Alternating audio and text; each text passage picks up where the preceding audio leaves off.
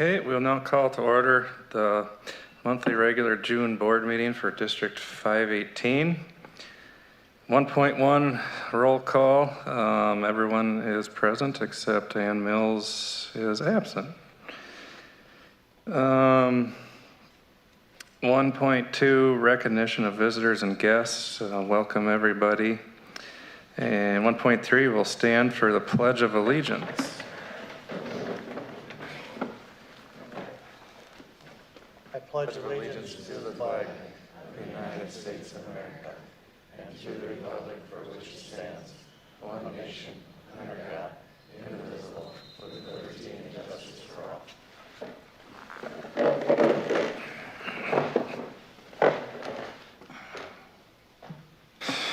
all. Okay, 1.4 correspondence and recognition. We've had no requests for public participation. 1.4.2 recognition of students, staff, and community, and Lori has that. Okay, the recognition items that we have for tonight. Congratulations to 6 WHS track members that earned a trip to the Minnesota State Track Meet. They are Babaka Morke, Fannel Wolde, Grace Bates, Tetuch Gach, Tet Tay, and Caleb Meyer. Caleb tied for 3rd place in the boys high jump.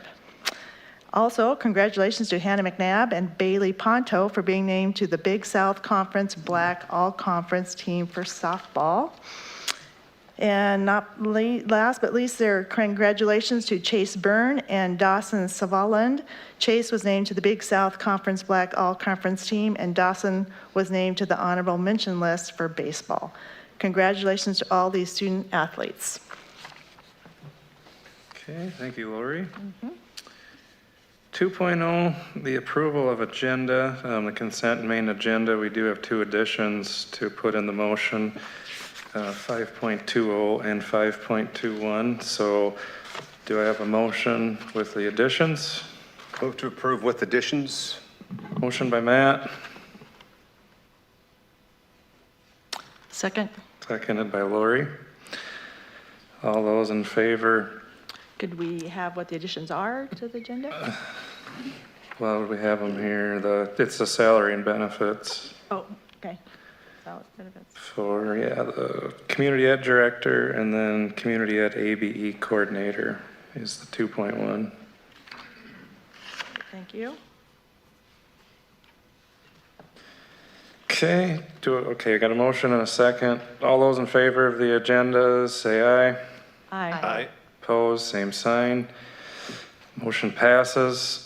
3.0, the approval of minutes, 3.1 and 3.2. So the May school board meeting and then the last committee meetings. Do I have a motion? I move to approve the school board minutes from May, this June special meeting, and the additional committee meetings. Second. Motion by Eric, seconded by Matt. All those in favor of the minutes, say aye. Aye. All those opposed, same sign. Motion passes. 4.0, do I have a motion to approve all the items underneath the consent agenda? So moved. Second. Motion by Eric, seconded by Lori. All those in favor of the items under the consent agenda, say aye. Aye. All those opposed, same sign. Motion passes. 5.0, main agenda. 5.1, our monthly financial overview. Carmen? You guys have in front of you the revenues and expenditures ending May 31st, 2025.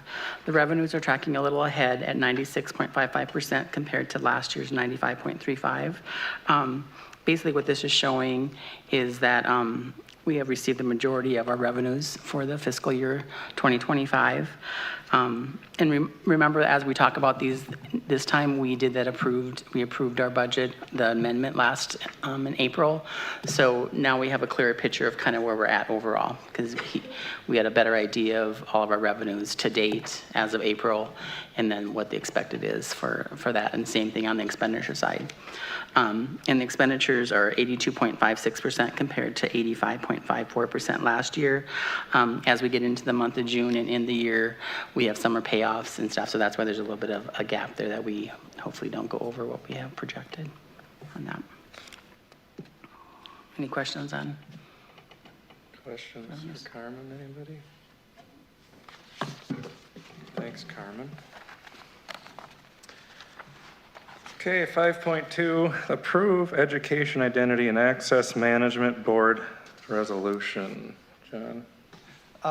This resolution is for what's called the Iowa proxy rolls, and it's something that is part of doing a lot of approvals in the MDE website. This would be for Mr. Heitkamp, so when he walks in the door, he's already approved and things can get started. So with that, we'd recommend approval.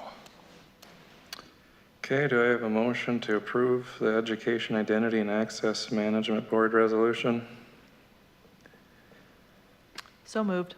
Motion by Lori, Second. seconded by Aaron. Is there any further discussion? This is a roll call vote. Ms. Dudley. Aye. Ms. Agard. Aye. Ms. Shute. Aye. Mr. Bloom. Aye. Mr. Parrish. Aye. Mr. Widboom. Aye. Okay, motion passes.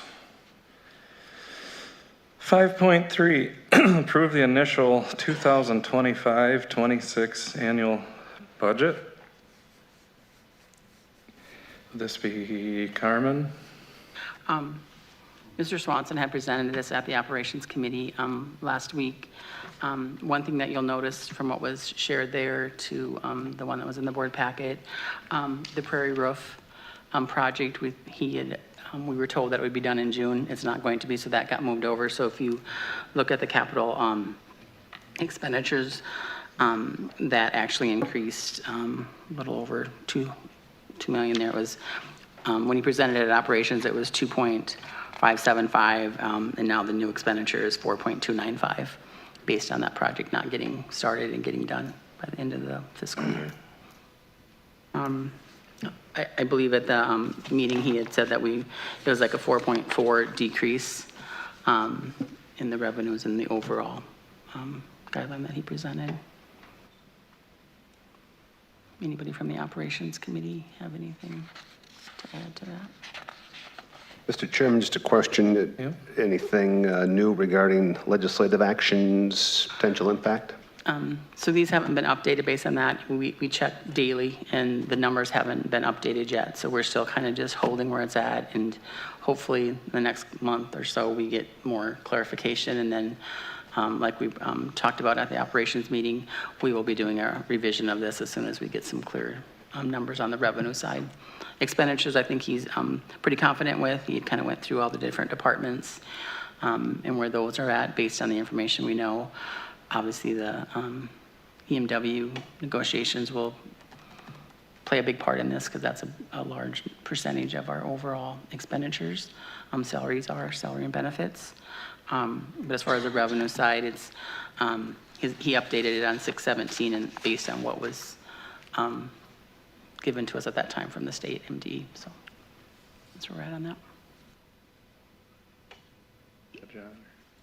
No, as far as legislation, the only thing we kind of know is compensatory at this point will probably be hold harmless for one more year. They put together a committee to address that. So more than likely a year from now, I would, if I've got any kind of crystal ball, I suspect there'll be a reduction for the district and compensatory ed in the future, but it won't be a 2.7 probably. It'll be less, but it'll be a pretty good reduction, I'm guessing, unfortunately. You know, there's some meal reduction reimbursement. There's some literacy, not aid reduction is not a reduction, but library aid is what I was getting at, and then some transportation reductions that are in here as well. So tomorrow, there is MSBA is putting on a webinar or Zoom to kind of run through everything. What we've received now is really It's trying to give you the information, and I can run through some of that, but it's a little preliminary. So this budget will need some updating once. It usually takes about a month to a month and a half before you get real clarity to what they actually passed and how it's truly going to affect you. The numbers here for revenue, correct me if I'm wrong, when it was presented to us, the hold harmless was not in here, correct? On the Correct, revenue it side, wasn't so we've in there taken at that reduction time. already. Okay. I believe based on what I'm looking at right now, I think Mr. Swanson might have addressed that, but I'm not 100% sure. Yeah, the report that he had run from MDE, it was showing the, like 5 million for commensurate ed compared to our 7 million last year. So it showed that like, I think it was like 2.5-ish difference in that. And that was still what he had on the 17th, so it hasn't been updated yet. And like Mr. Langard said, there is a committee put together to kind of figure out how that's going to look and how that money is going to be divided up. So as soon as we get that, that would be a big key to those revenues as well, so. That's really the difference in the number between Yes. our revised budget and the new budget? Yeah. Okay. Yeah, and so the recommendation is to approve this because by the time you meet again, there's bills to pay. So this is the preliminary budget you'll need to approve, and then from that point, there'll be updating. Okay, do I have a motion to approve the initial 25-26 budget? Move to approve initial 2025-2026 annual budget. Motion by Matt, do I have a second? Second. Seconded by Aaron. Is there any further discussion? All those in favor of the initial 25-26 annual budget, say aye. Aye. All those opposed, same sign. Motion passes. 5.4 would be approve the tax abatement resolution. Tax abatement resolution is for Mr. DeRocher, and it's Lot 1, Block 2 of Cecilia Addition with the parcel number 311068-010. And he's provided all the required information for addressing the tax abatement. Do I have a motion to approve the tax abatement resolution? So moved. Motion by Lori, Second. seconded by Eric. This is a roll call vote. Ms. Dudley. Aye. Ms. Agard. Aye. Ms. Shute. Aye. Mr. Bloom. Aye. Mr. Parrish. Aye. Mr. Woodboom. Aye. Okay, motion passes. 5.5, declare band equipment as surplus property. So this didn't get presented at one of the committees, but it's excess parts and pieces from the drum portion of the marching band. It's things that are no longer used, and again, parts and pieces that they can't use that we need to get rid of. So with that, the recommendation would be for approval in declaring it surplus. Okay, do I have a motion to declare band equipment as surplus property? So moved. Motion by Eric, Second? seconded by Matt. Any further discussion? All those in favor of the band equipment as surplus property, say aye. Aye. All those opposed, same sign. Motion passes. Okay, 5.6, approve student handbooks. This is instructional. So all the handbooks were presented at the instructional committee. Most of them were minor changes. I know they made a couple after the instructional committee, but the recommendation would be for approval. Okay, do I have a motion to approve student handbooks? So moved. Motion by Lori, Second. seconded by Eric. Any further discussion? Okay, all those in favor of the student handbooks, say aye. Aye. All those opposed, same sign. Motion passes. 5.7, approve staff handbook. Same thing, this was at the instructional committee. It was presented, everything was gone through by Ms. Johnson, so it should be ready for approval, and the recommendation was approval by the instructional committee. Okay, do I have a motion to approve the staff handbook? So moved. Motion by Eric, Second? seconded by Matt. All those in favor of approving the staff handbook, say aye. Aye. All those opposed, same sign. Motion passes. 5.8, approve student teaching agreement with Winona State University. This was presented at the instructional committee. It's this exact same agreement, it's just updating the dates. The old agreement ran out, and so it would be dates in updating and a new agreement. So the recommendation is for approval. Do I have a motion to approve the student teaching agreement with Winona State University? So moved. Motion by Eric, Second. seconded by Aaron. Any further discussion? All those in favor of the student teaching agreement with Winona State University, say aye. Aye. All those opposed, same sign. Motion passes. 5.9, discuss, approve the notice to the Southwest Cooperative Service. This was a discussion item based off our special meeting about if you wanted to send a notice about services at the time.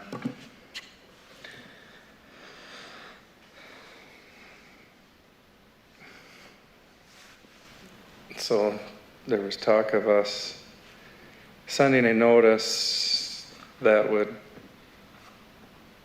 how would that go? No services at the time based off wanting evaluations. Was that correct? Is that something we're interested in, or that is what we would need a motion if that's what you guys want to do, or discussion on how you want to set this up or move forward? I think we would need to submit this notice if we wanted the flexibility to adjust our à la carte choosing of what services we use with the co-op. Right.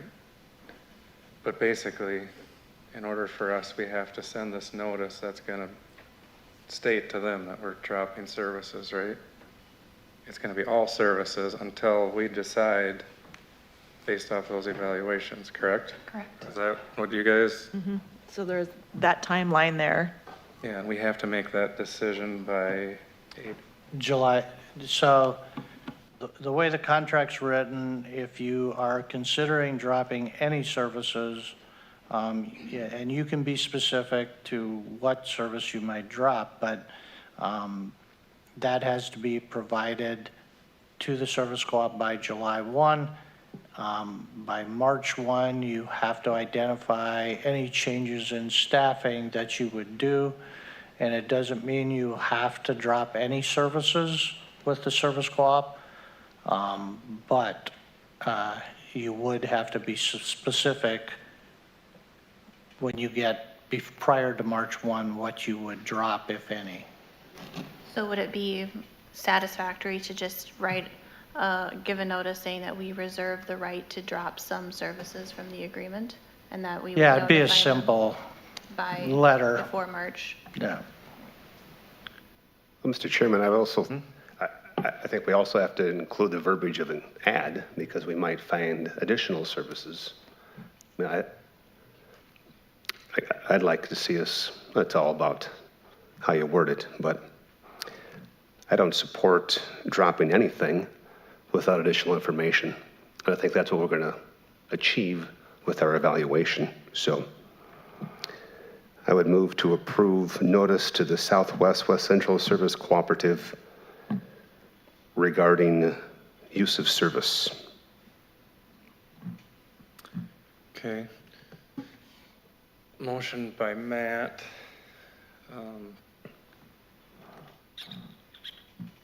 Because notice achieves our intent to do something different.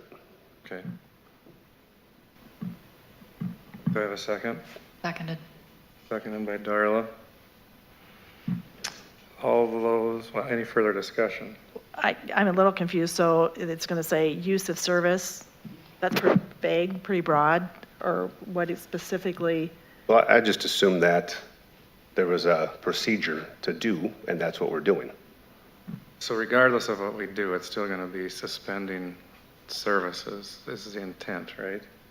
It's the intent of potentially eliminating part or all of the Southwest Service Co-op.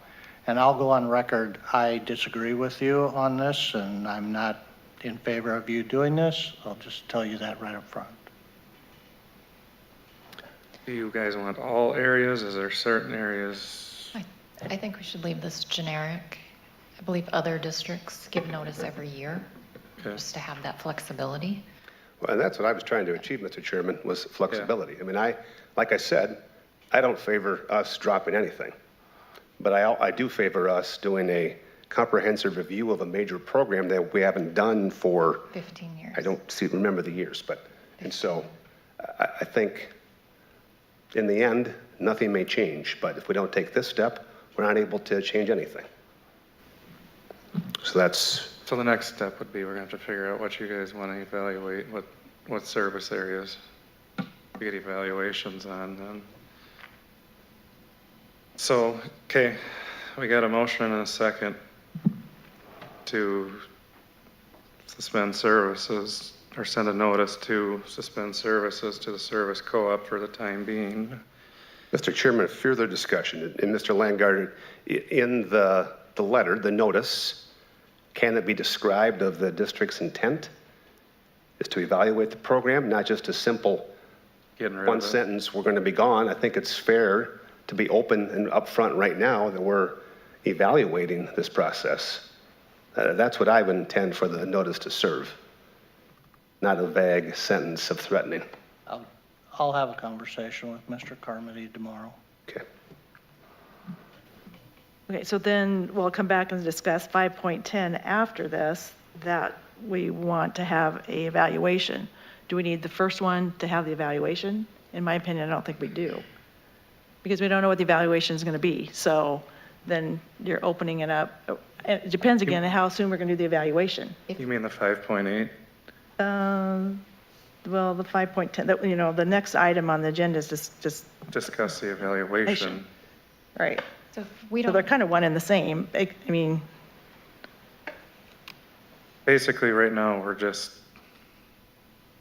stating that we're making a motion to send notice and then give intent that, like Matt says, for evaluation, right? So then is 5.10 to discuss evaluation process? That's what I take it as. If We you gotta have a wanna- motion to do what we're doing, but then we have to talk about evaluating services, right? If that's your goal, yeah. Is that clear, Lori? that's clear because I can't think you have to approve 5 in the affirmative before you can have 10, based on the timeline, if it happens within the next year.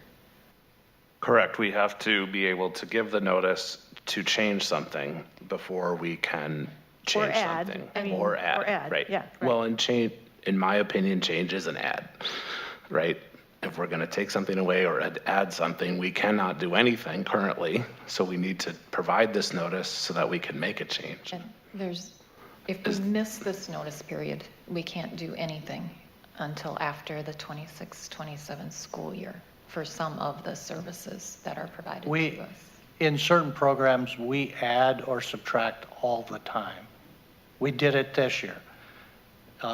It's really, if you want to quit using, I'll use the example, if you want to quit using the Business Smart services, you have to give notice now. Yep.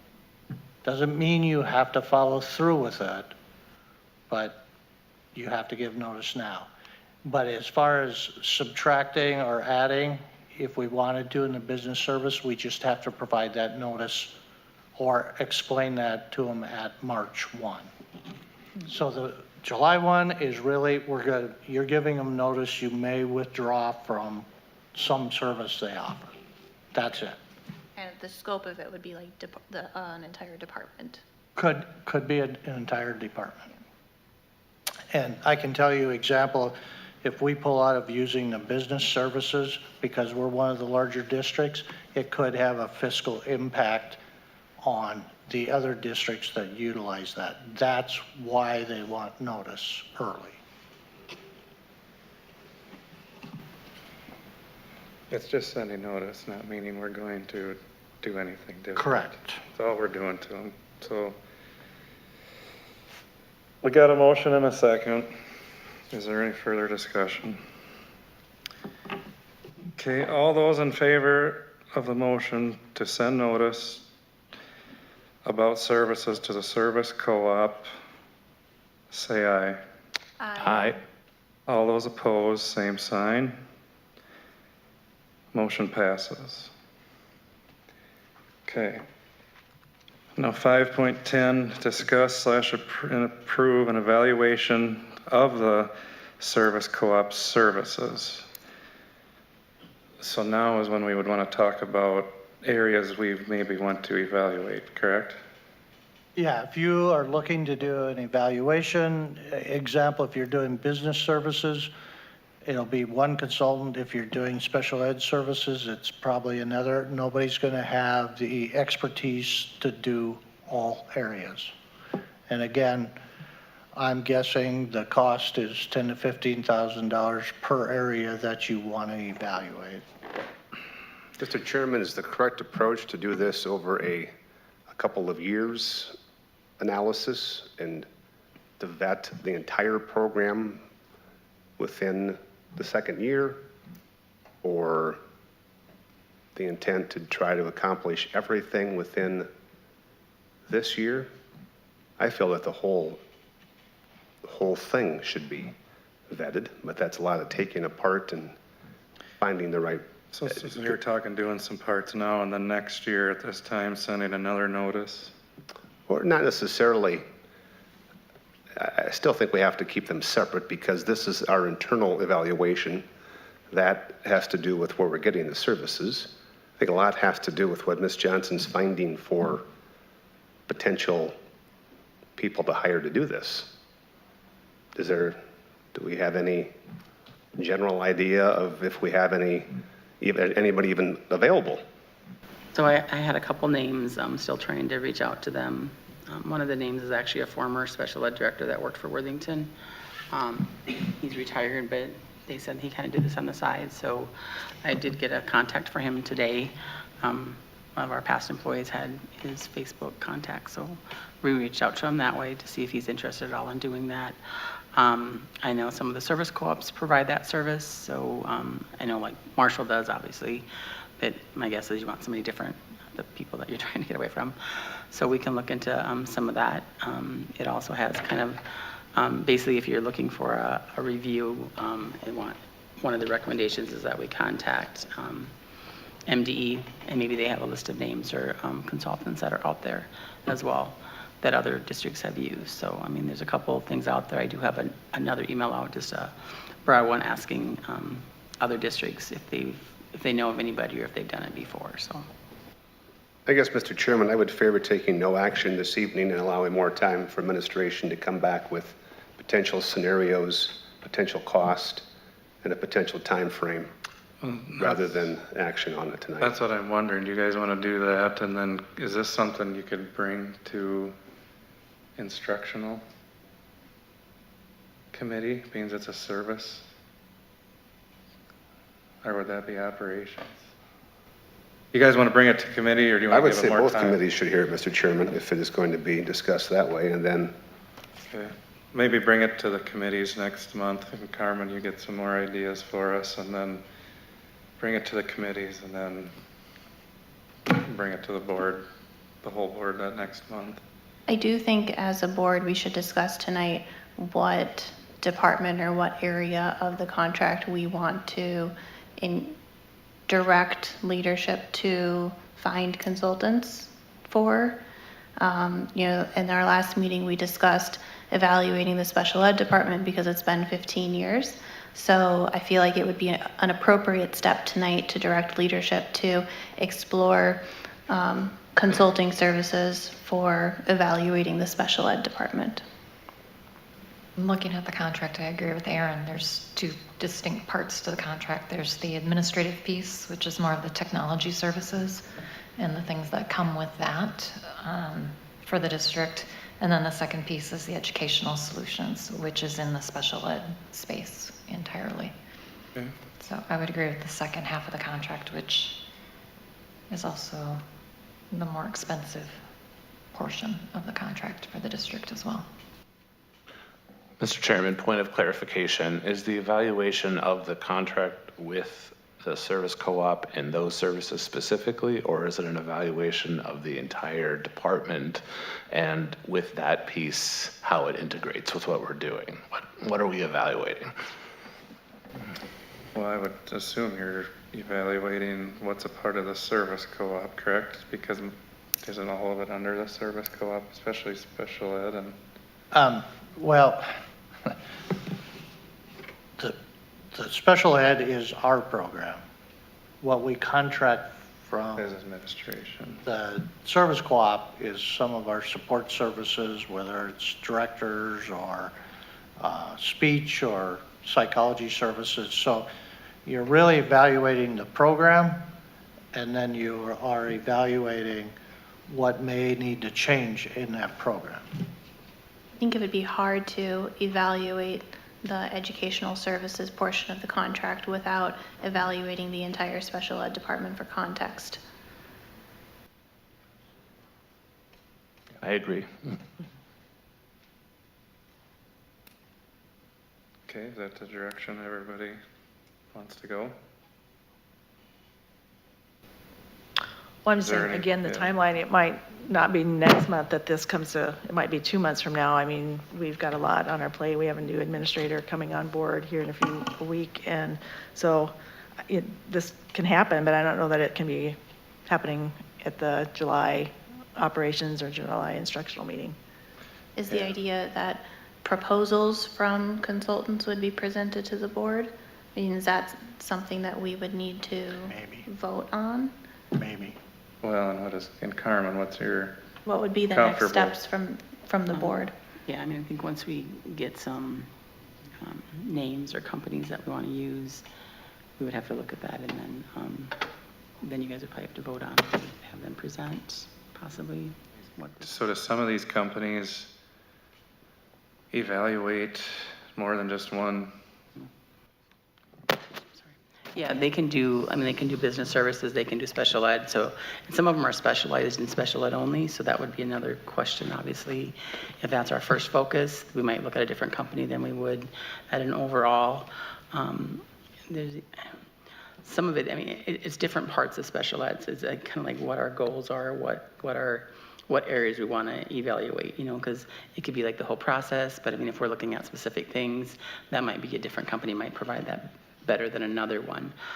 You know, I know there's even some audit firms out there that can come in and do kind of an overall review, and that might be more on a financial level, not so in-depth special ed. So I mean, MDE usually does our special ed evals and our processes, make sure that we're following laws and we're compliant.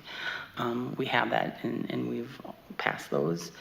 So I think it's just really determining exactly what we want them to eval. And if it's the structure, which I believe that's maybe the direction you guys want to go, that could be, I mean, a different specific type of a consultant that can do that. Mr. Chairman, a question for Mr. Landgard. Do you recall the 2011 analysis that was done, and if that was effective and a good model to provide answers that were sought then? Yeah, so when we did that, 2009 or something like that, it was a great evaluation. I would tell you, based on that report, about 75 to 80% of the recommendations were followed. And it just provided a good roadmap for the program at that time. It was very worthwhile. I think it cost us about $10,000 to do that, and it took about a month and a half, roughly. What kind of entity did that evaluation? Pardon me? What kind of entity did that evaluation? It was a single individual, a retired special ed director that did that. So who you're going to find or what you're not going to find probably some company that has 3 or 4 people that's going to come out unless some retired individual has started something. It's more like an individual that served as a director somewhere who does a little side work, and that's probably what you're going to find. That seems appropriate. I think someone who has background in special education in public schools is important, so that they have background to evaluate. And they evaluate the whole structure. They would take a look at, I would recommend, take a look at the program, which includes everything. Performance, structure, administration, all of it. No. Okay, so we want to go that direction for that, Carmen. Yep. Everybody agree? Okay, then what other parts? I think we start there. Yes. Start there, and then we can always look at more. Is that everybody wants? Okay. That's the direction. We'll go with that process for now. Let's see. Okay, so we'll move on to 5.11, 511, approve organizational charts. These were presented to, I believe, the instructional committee. You've seen most of them. There were just minor changes. And so it gives you the structure to function under until you make a jump. Further changes are what may happen when Mr. Heitkamp starts and some of the changes that he might like to see. So the auditors always ask this for the audit. So at this point, the recommendation is for approval. Okay, do I have a motion to approve the organizational charts? So move. Second. Motion by Matt, seconded by Lori. Is there any further discussion? All those in favor of the organizational charts, say aye. Aye. All those opposed, same sign. Motion passes. Okay, 5.12, approve resolution relating to the termination and non-renewal of teaching contract. So this is a part-time teacher that held another position in the district in which they were terminated. So we're recommending termination and non-renewal for the ABE teaching portion. Okay. Do I have a motion to approve the resolution to termination and non-renewal of teaching contract? So moved. Motion by Aaron. Do I have a second? Second. Seconded by Lori. And this is a roll call vote. Ms. Dudley. Aye. Ms. Agard. Aye. Ms. Shute. Aye. Mr. Bloom. Aye. Mr. Parrish. Aye. Mr. Widboom. Aye. Motion passes. Okay, 5.13, approve to declare agricultural equipment as surplus property. And I believe we got that list the other day. Yeah, so you should have the list. It was discussed at the operations committee, so recommendation was for approval. It's equipment that's no longer utilized. Okay, do I have a motion to declare the agricultural equipment as surplus property?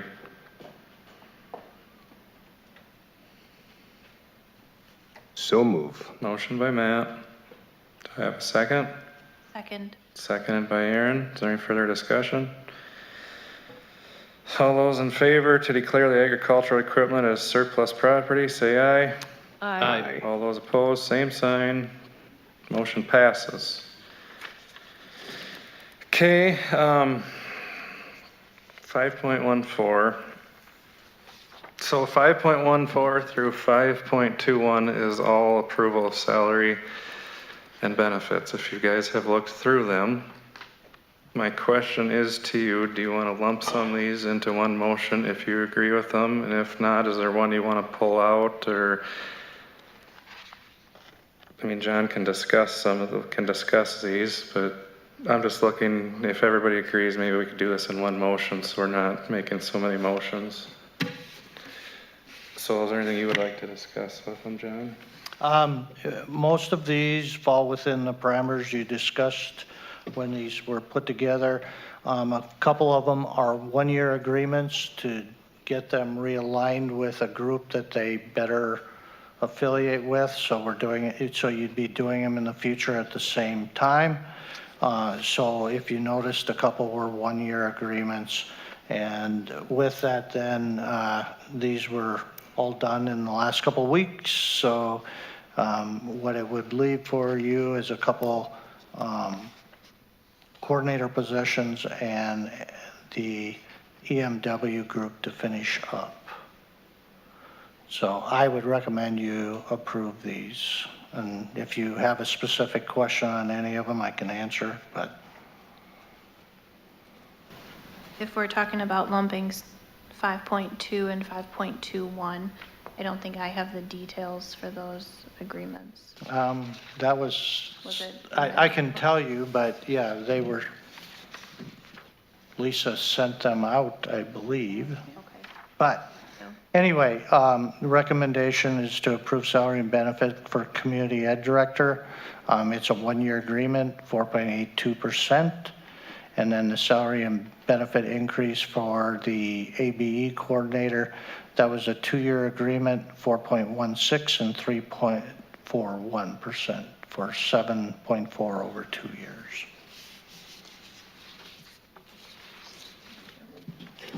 So they're all pretty much in alignment between that 7.5%.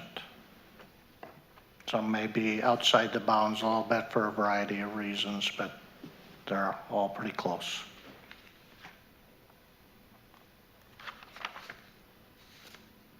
Okay, would anybody want to do a motion for 5.14 through 5.21? So moved. Motion by Lori, Second. seconded by Aaron. Is there any further discussion? Okay, all those in favor of approving the salary and benefit increases for 5.14 through 5.21, say aye.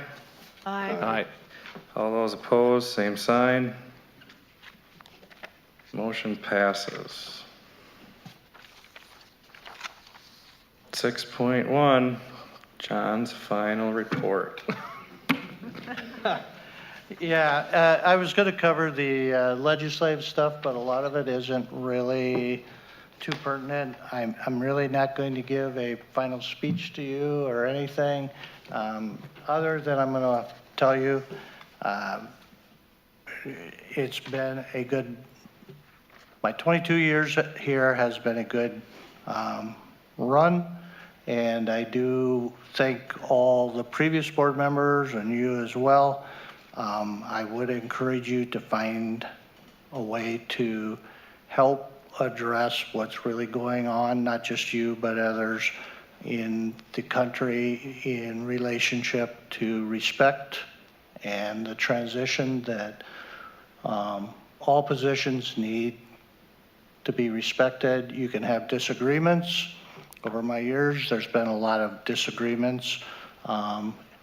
In my job, you have a lot of acquaintances, a few friends, and a few good friends. And over time, some people don't agree with the decisions I've made. And it not only affects you and your relationship with people, but it also affects friendships. And I think in this country, there needs to be a whole new level of respect that's shared. And so as board members, I really encourage you, and I hope that you can find that level of disagreement, but level of respect, and share that with others. Because I can tell you over the years, I've been here, all my kids graduated here. It's not always fair to your family. So I can tell you that I've worked with roughly 70 to 75 school board members in 34 years, somewhere close to 700 to 750 regular school board meetings, special school board meetings, somewhere about 5,800 graduates. And I've had only one graduate in all those years not shake my hand. Level of respect needs to be addressed. So I thank everybody, and I appreciate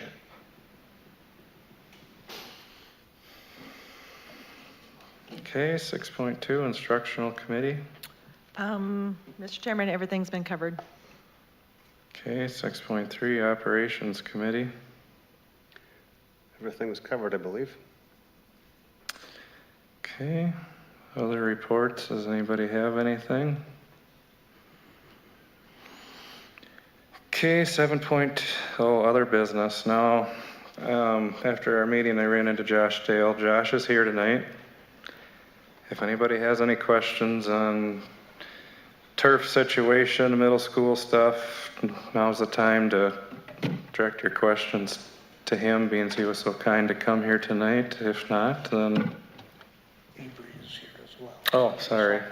Avery, you're here as well. Sorry. So if you guys have any questions about the softball field, the middle school stuff, direct your questions to them now.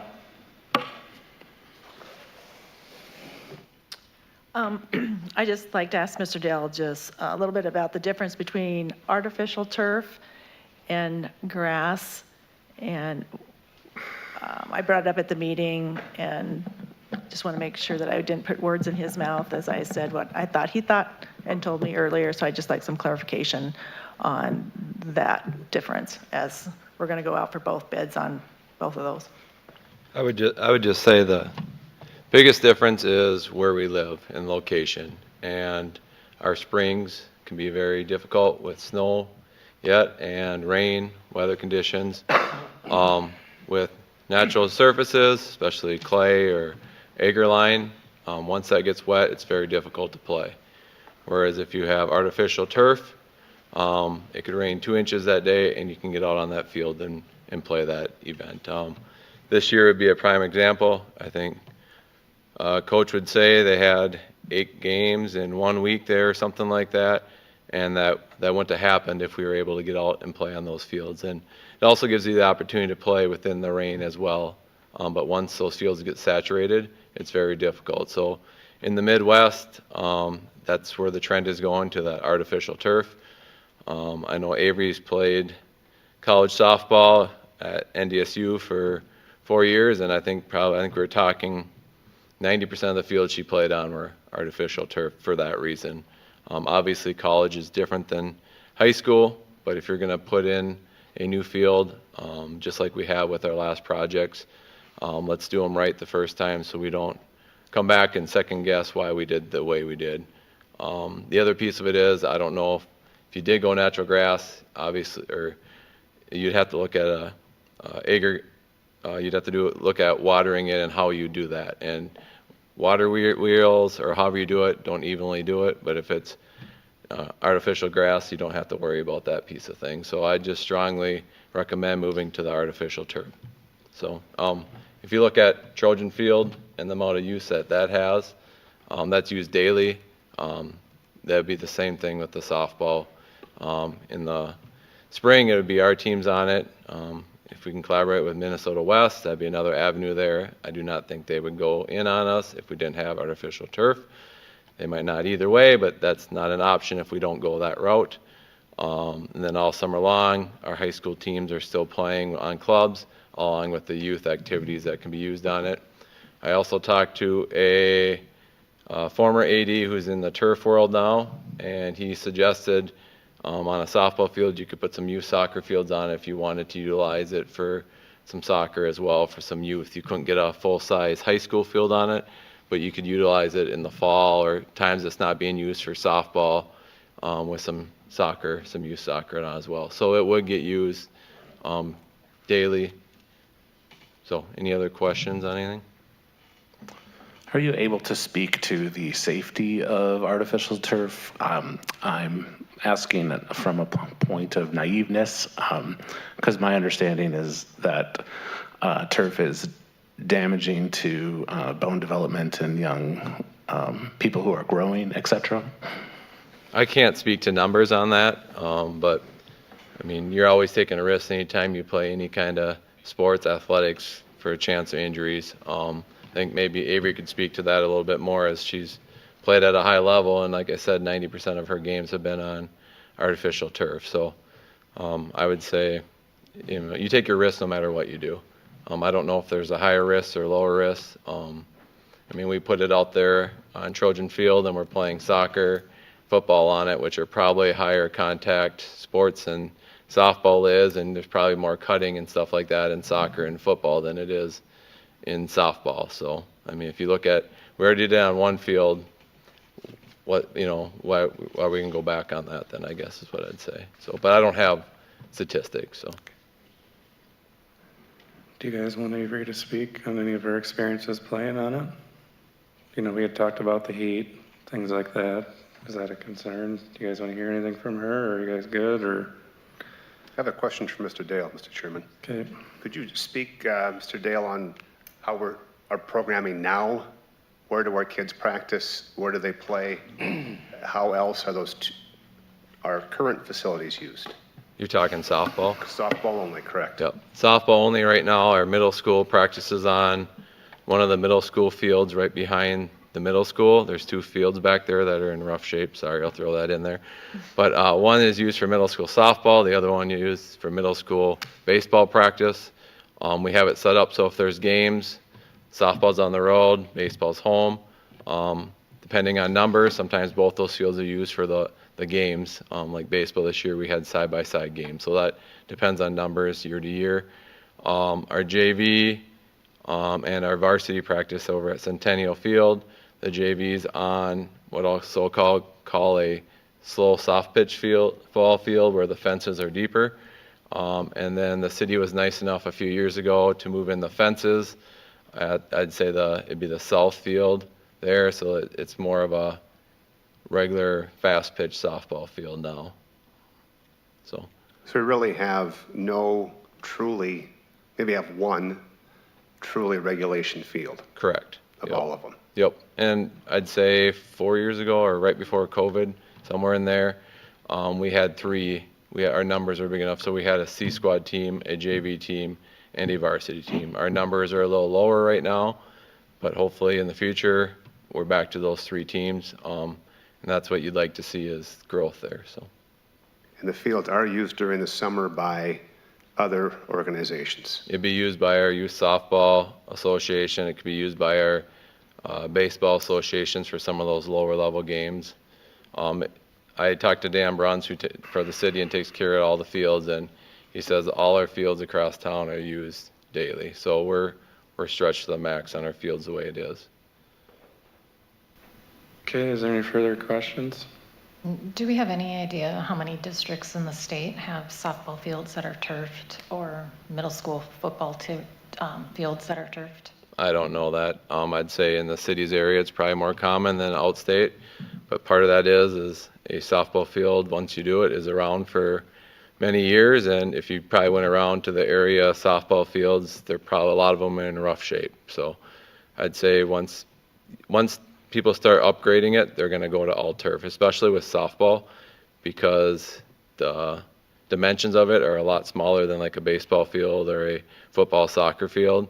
So the relatively cost isn't as high as maybe it is in baseball or football, soccer. A lot of times in baseball, you'll see them just turf the infield and not the outfield, just for the dimensions of it all. Are there any softball fields in our district that are turfed? In our district or our section? Conference. Yeah. There's some in Mankato that the Mankato schools play on that's in our section. But in our conference, no, not that I'm aware of. Oh, really? They're in our section, not in, so there's, out of our section, there are some in there. Austin probably has one too, right? Yeah, so in our section, over half of them have them, but in our conference, there is none. Okay, any further questions? Okay, thanks, Josh. Thank Thank you, you. Josh. Okay. Is there any other business? Mr. Chairman, following your lead on acknowledging previous month's celebrations, I'd like to wish everyone a happy Pride Month, and to our students and staff who are members of the LGBTQIS2S+ community, we see you and we are happy that you are a part of our district.